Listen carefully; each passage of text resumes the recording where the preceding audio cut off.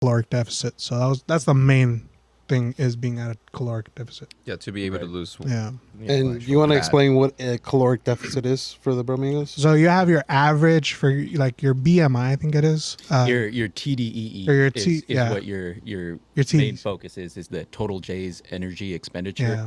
So that's what Danny was saying. Like, you have the amount of calories you burn. And every day it's going to fluctuate, right? The amount of calories you burn, because your activity is always going to be changing on a daily basis. Right. But as long as you're able to get at least an average of what your TDE is, then you can, try to focus on what you're saying, being in that deficit. Yeah, like everybody has, like Alex has his specific average of calories he should have a day, versus like me or Joel, we'd have like a little higher because we're bigger, whatever, maybe a little taller, whatever. And then it's based off your age, like male, female, all that stuff. But if you can find a way to decrease that average, then you're always going to be at a caloric deficit. Okay. And I think that goes to the part, like, let's just say, for example, a person doesn't even want to work out. They don't even want to be fit. They kind of just want to do what their current lifestyle is, waking up, going to work, coming home, just relaxing with their family. Right. If they can just figure out what that TDE is, the average of it, and then just eat below it, then you'd be at a deficit at that point there. So, like, if they were eating, like, let's say for me, 3,500 calories, and that was just like a standard or an average of what I was eating. Yeah, I wanted to lose weight, but I didn't want to exercise, or maybe I didn't have time. Would you probably say it's like at least reduce it by like 500 calories or even 1,000 calories? Or what to start? To start. Do you know what your total day energy expenditure is?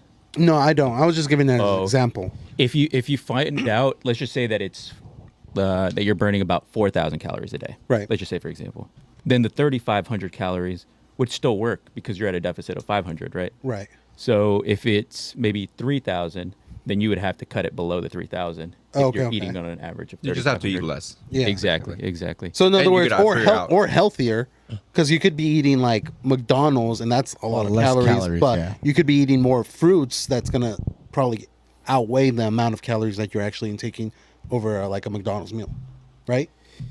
Yeah, well, I mean, you want to eat healthy for at least try to eat a little healthier, because you're going to feel like shit if you're just eating like sorry.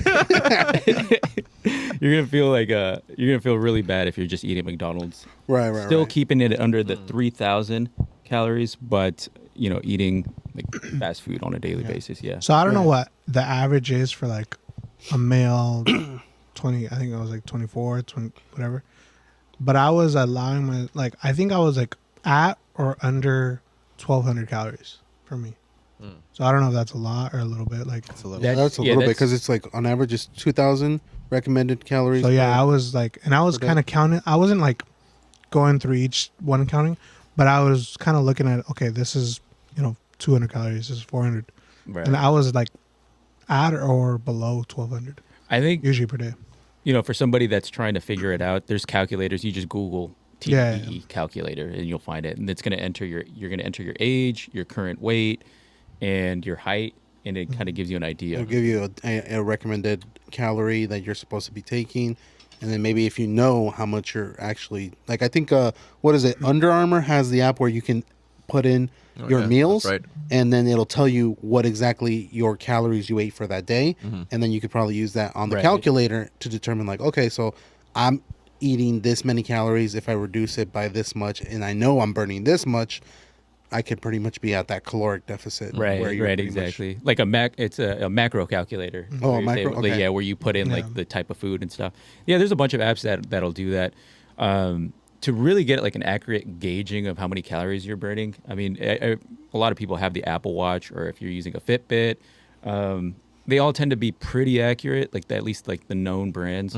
They might be off maybe by a couple hundred, but for the most part, if you have an idea of what you're burning, then you can kind of get an idea of what you should be eating. And then probably another important thing is being consistent, being consistent in what you're eating and the amount of calories. So if you know, for example, this person is burning 2,500 calories a day, and that's because of them going to work, going to the gym, they're burning a total of 2,500, and they're eating 2,000 per day, then you know that they're at a deficit of 500. And if they're consistent with that, then the weight loss shit show. Yeah. Yeah. Yeah. I was watching this video where it was a